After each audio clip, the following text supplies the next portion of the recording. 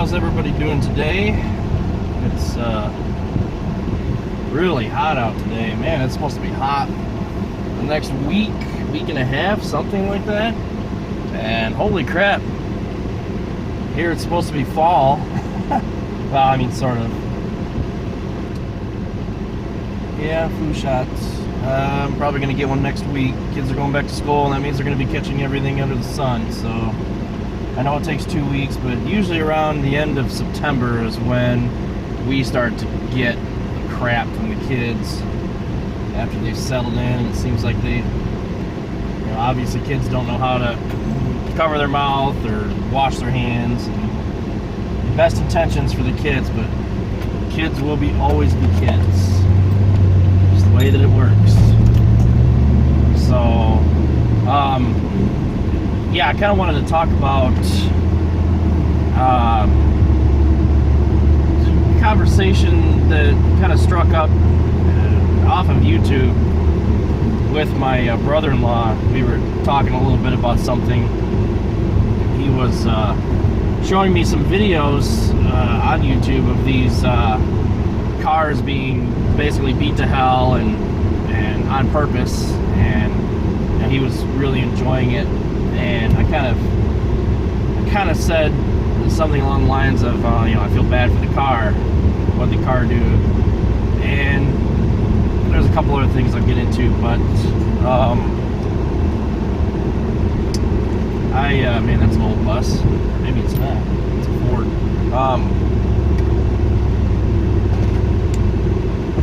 So I have this weird kind of, I guess,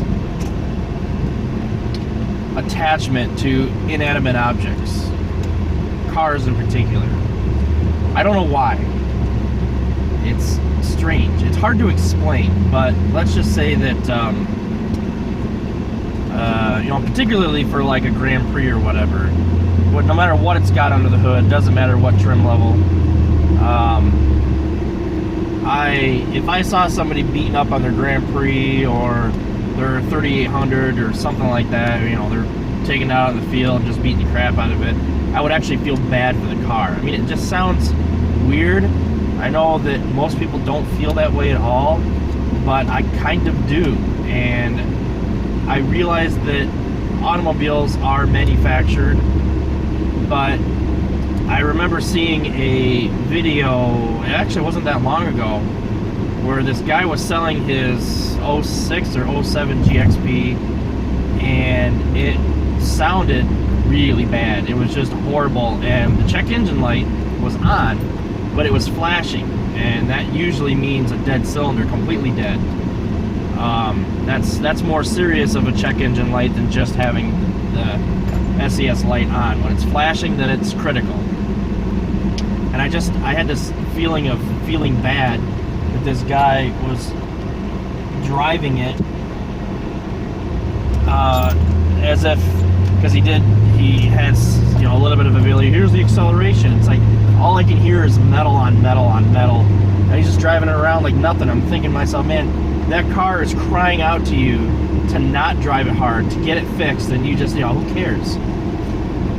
And again, I realize that most people don't care about those kind of things, and who cares? It's an A and B thing, and yes, you can become attached to like a new Corvette or a brand new car that you just bought and you intend on keeping it forever or something. Of course you become attached to it, just like anything else that you collect or whatever.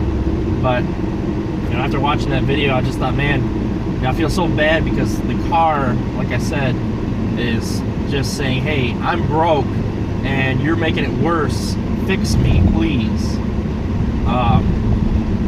So I don't know, I've got that weirdness, I guess. I have that weird attachment to cars, and I've watched plenty of videos on YouTube, people redlining their motors and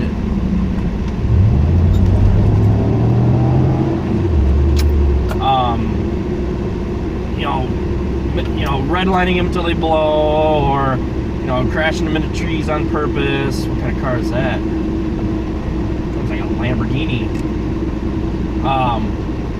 So I've seen all those videos, and I guess I'm under the opinion that I don't care how old it is. If it still drives, still runs, then, you know, why beat the crap out of it? But that's just me. Just like any other object, when you buy something, it's yours.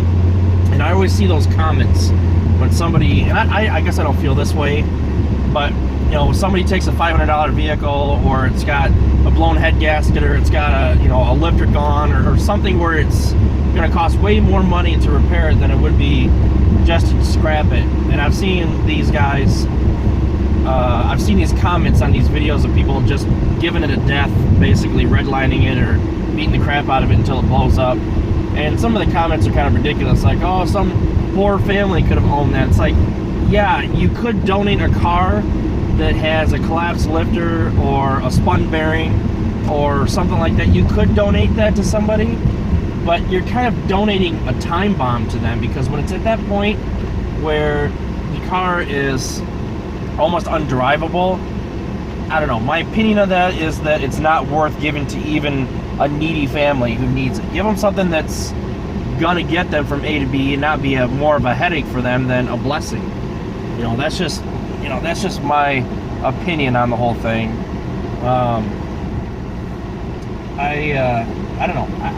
It's weird. It's really weird, because I just have this attachment towards automobiles. I just do.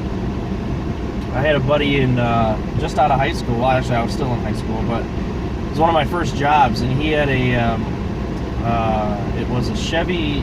It was a 1500. I don't remember what year it was. It was like a 92, a 93, something like that.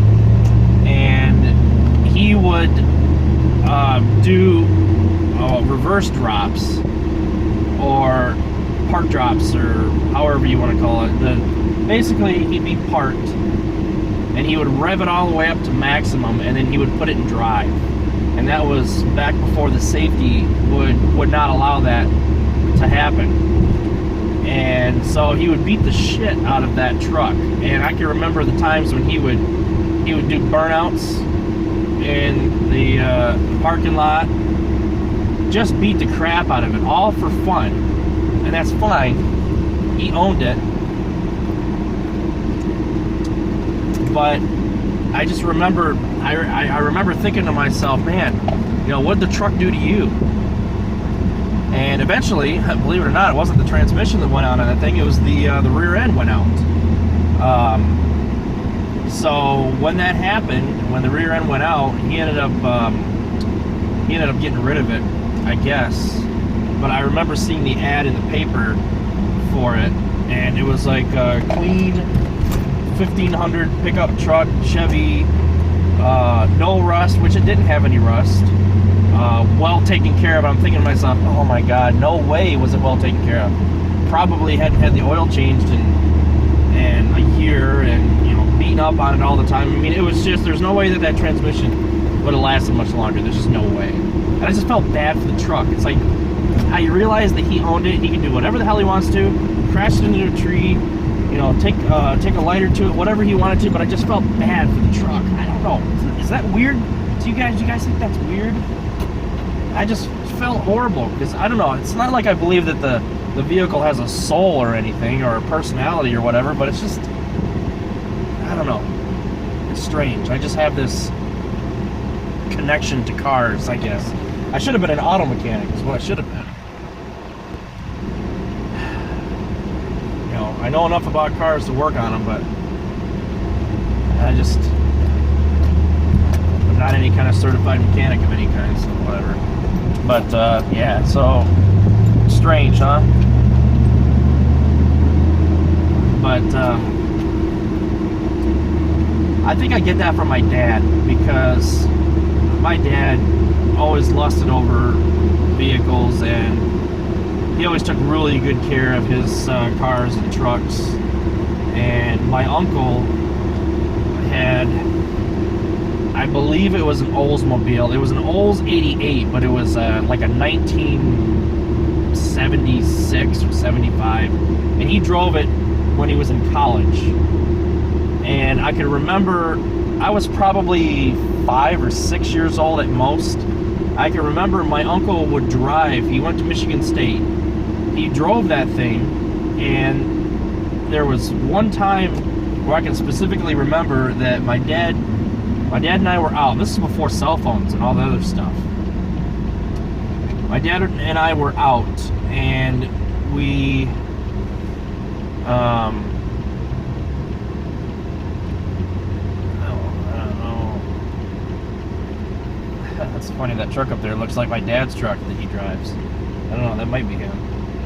It's funny because we were out driving, we were going down through campus for some reason, and we saw my uncle's car sitting on the side of the road. Yeah, that's not him. Sitting on the side of the road, the flashers on, the hazards on, and my dad stopped, you know, pulled over, stopped. I guess my uncle went down to, like down the street to a McDonald's or something to call. And we weren't quite downtown MSU, it was just outside, so we went down to McDonald's or whatever. He was gonna call my dad. So my mom ended up telling my dad, oh no, he's gone doing whatever. Well, of course, when my uncle came out, saw my dad's truck parked behind there, he was like, oh my God. So we, with chains, towed that car all the way home. It was like a 12-mile drive with chains, okay? There was no trailer, no nothing. It was literally chains. My uncle was steering in his car while my dad pulled it all the way home. Come to find out that it overheated, and he never even bothered to look at the dummy light that came on. So whatever. I mean, yeah. Some people, I guess, just either don't know or don't care. But anyway, so you guys have a good day, and I will catch you later for sure. Take care.